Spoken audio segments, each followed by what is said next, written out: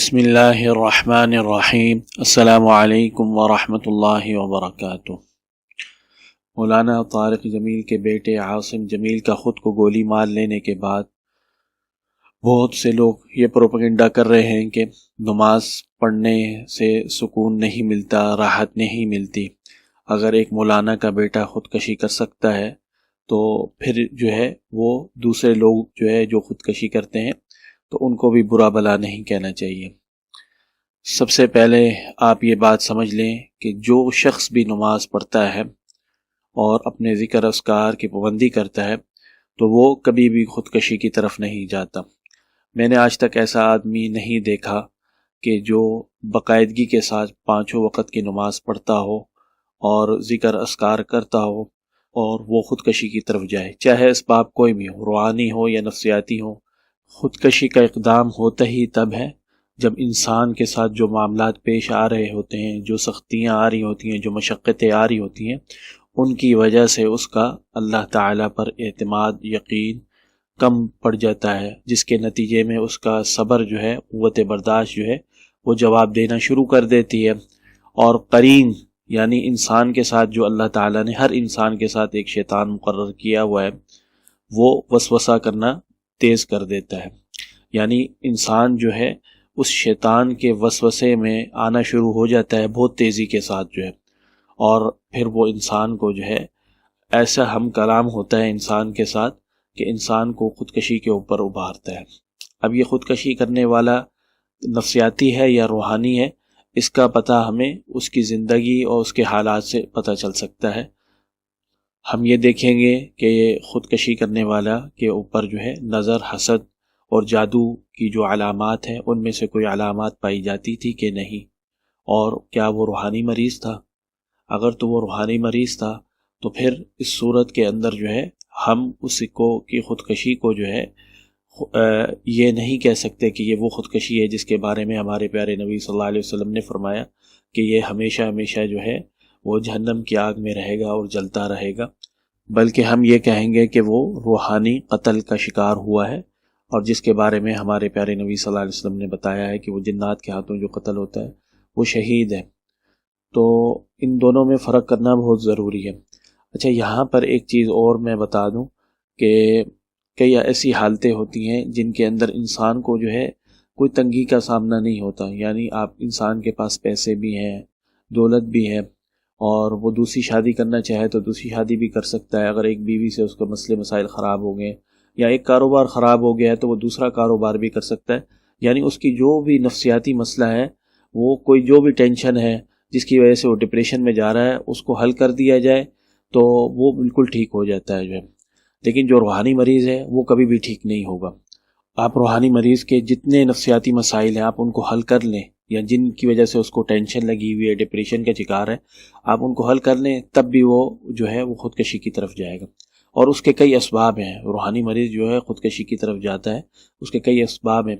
یعنی وہ ایسے جادو کا شکار ہوتا ہے جس کا ہدف ہی یہ ہوتا ہے کہ اسے مار دیا جائے، یا ایسے جادو کا شکار ہوتا ہے جس کے اندر ذہنی توازن خراب کر دیا جائے،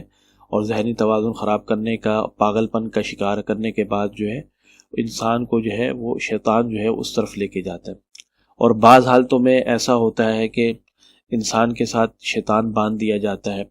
اور وہ شیطان اب اس جسم سے نکلنا چاہتا ہے لیکن وہ نکل نہیں پاتا، کیونکہ اسے ڈر ہوتا ہے کہ اگر میں نکلوں گا تو جادوگر نے مجھے قتل کر دینے، اور جادوگر نے اسے ڈرایا ہوتا ہے کہ اگر تو نکلا تو ہم تجھے قتل کر دیں گے، اور اس کے اوپر تیرے سے بھی بڑا شیطان مسلط کر دیں گے۔ تو اس صورت میں وہ جن کیا کرتا ہے، خوف کا شکار ہوتا ہے۔ شیطان جن وہ خوف کا شکار ہوتا ہے اور وہ نکلنا بھی چاہتا ہے لیکن نہیں نکل پاتا۔ تو ایسی حالت میں وہ کیا کرتا ہے، وہ نفسیاتی طور پر خود انسان کے اوپر وہ اثر انداز ہونا شروع ہو جاتا ہے، اور اس کے ساتھ ہم کلام ہونا شروع ہو جاتا ہے، اور اس کا ہم کلام وہ وسوسے کے ذریعے ہوتا ہے، اور اس سے انسان کے اندر خودکشی کی طرف رجحان بڑھنا شروع ہو جاتا ہے،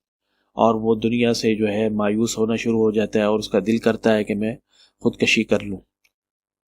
اب کچھ لوگ وہ خودکشی نہیں کرتے، تو ایسی حالت میں وہ شیطان جن وہ ٹارچر بھی کرتا ہے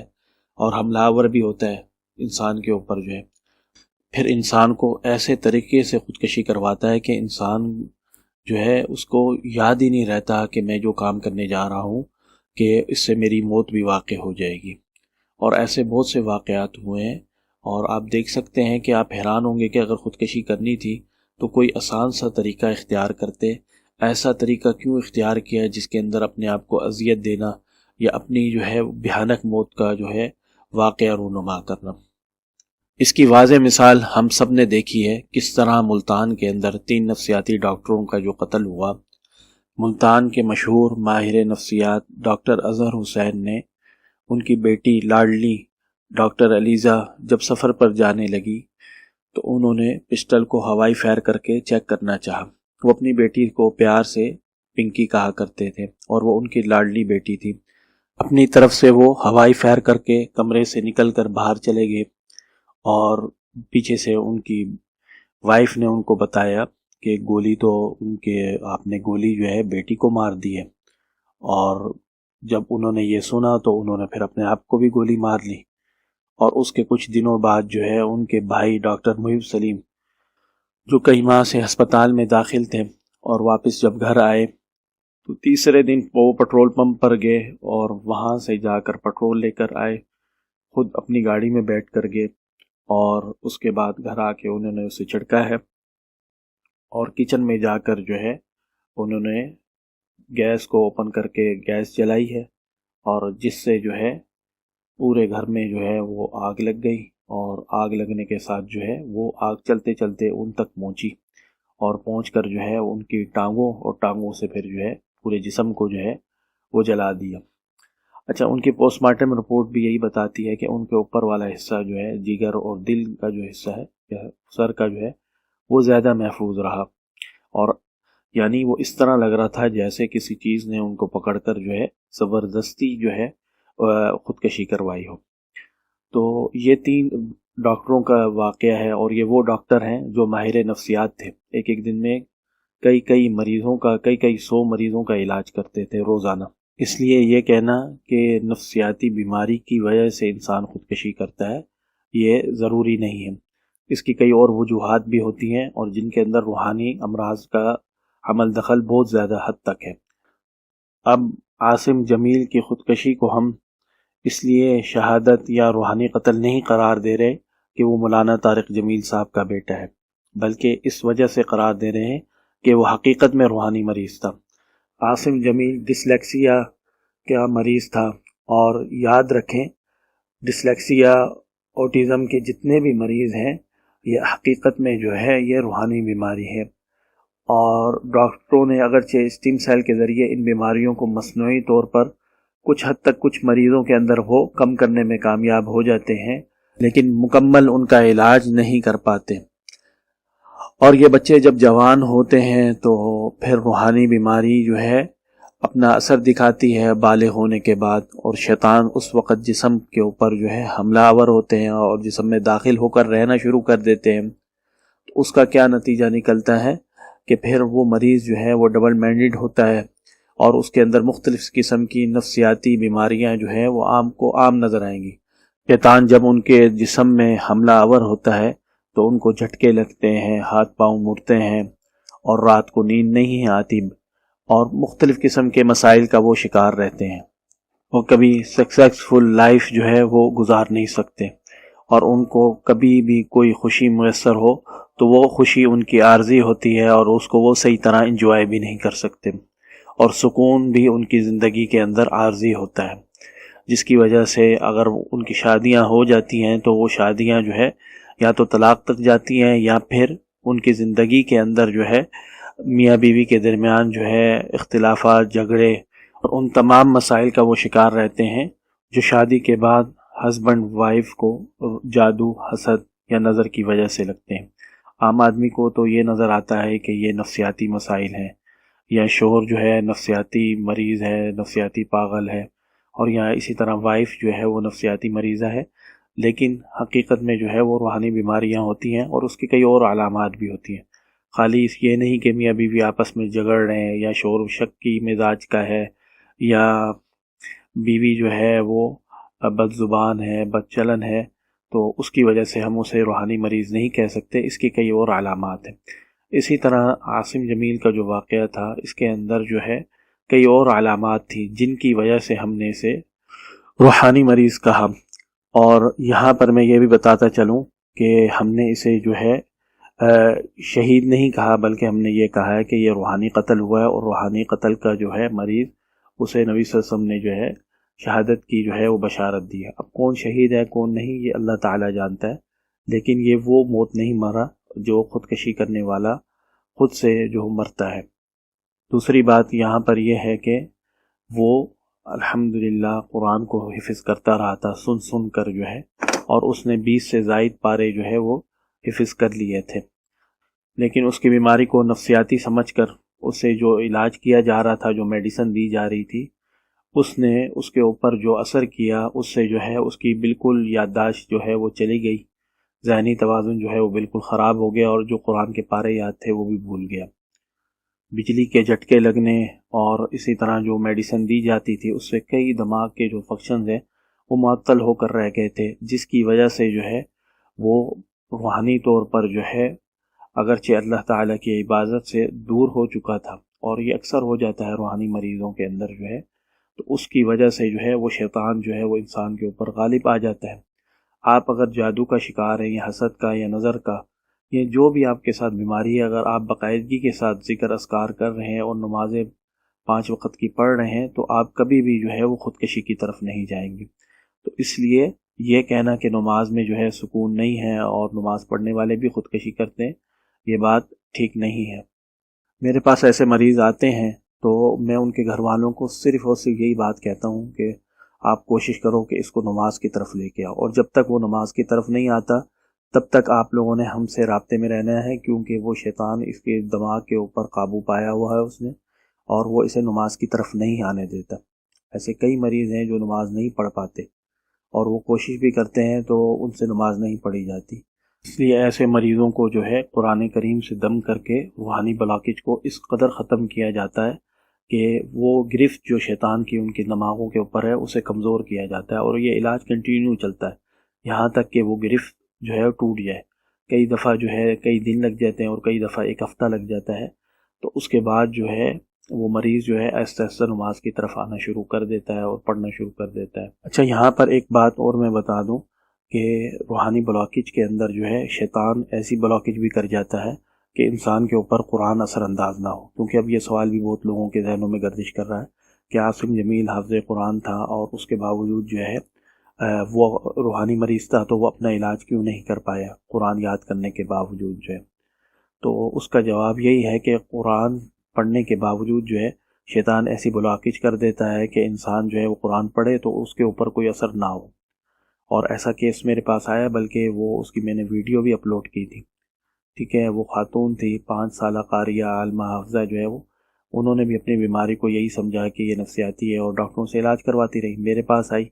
تو جب میں نے انہیں روحانی علاج شروع کیا اور ان کو بتایا، ٹھیک ہے، تو انہوں نے اس کی پابندی کی، تو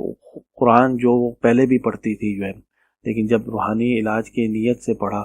تو اس کے اور اس کے اندر جو ہے بڑا فرق آیا، اور ان سے شروع میں نہیں پڑھا گیا، پھر آہستہ آہستہ جو ہے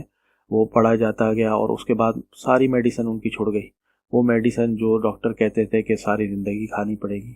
تو وہ چھوڑ گئی۔ اب یہ ہے کہ وہ اس وقت تک محفوظ ہے کہ جب تک وہ قرآن کے ساتھ اپنے آپ کو باندھے رکھیں، یعنی باقاعدگی کے ساتھ قرآن پڑھیں گے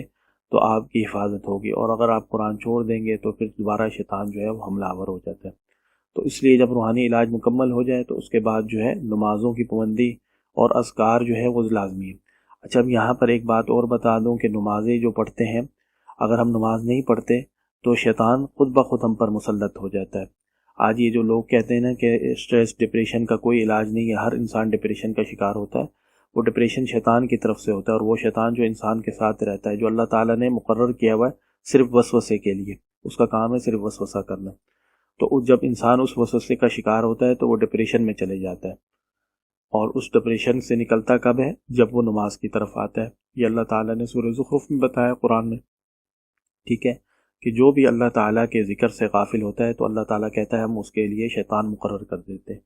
ٹھیک ہے، اس پر شیطان مسلط کر دیتے ہیں، وہ شیطان جو ہے پھر اس کے اوپر حاوی رہتا ہے جو ہے، ومن یعش عن ذکر الرحمن نقیض لہ شیطانا فہو لہ قرین۔ تو یہ قرآن کے اندر ذکر کیا گیا۔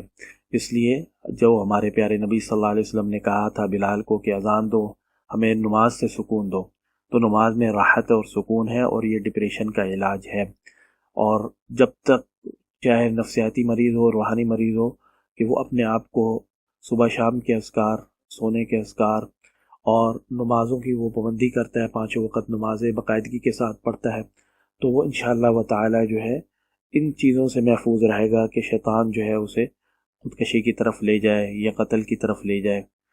اس لیے 5 وقت کی نماز پڑھیں، صبح شام کے اذکار، رات سونے کے اذکار باقاعدگی سے کریں، یہ کبھی بھی نہ چھوڑیں، کیونکہ اگر ہم ان کو چھوڑیں گے تو خود بخود اللہ تعالی ہمارے پہ شیطان مسلط کر دے گا، اور ہمیں ڈپریشن اور ٹینشن کی بیماریاں ویسی لگ جائیں گی۔ رسول اللہ صلی اللہ علیہ وسلم نے بتایا ہر انسان جب رات کو سوتا ہے تو شیطان اس کے گلے میں 3 رسیاں ڈالتا ہے، لیکن جب وہ صبح اٹھ کر جو ہے سونے کے اٹھنے کی دعا پڑھتا ہے، وضو کرتا ہے اور فجر کی نماز پڑھتا ہے تو وہ 3 رسیاں کھل جاتی ہیں۔ جس کے گلے میں شیطان 3 رسیاں اس طرح ڈال دے جس طرح بکرے کے گلے میں ڈالی جاتی ہیں، اور وہ پھر اس کے اوپر پیشاب کر کے چلے جائے، جب وہ فجر کی نماز اشراق سے پہلے نہیں پڑھتا، سورج نکلنے سے پہلے نہیں پڑھتا، تو آپ بتائیں کہ وہ پھر کس طرح کی بیماریوں میں مبتلا ہوگا۔ لازمی طور پہ